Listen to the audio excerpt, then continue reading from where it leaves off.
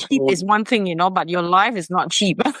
yes, and also don't crack your own spine because a lot of people like to do this.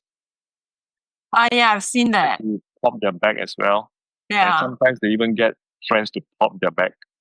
yeah. There was a piece of news in the Straits Times that someone manipulated a friend and then he got into trouble.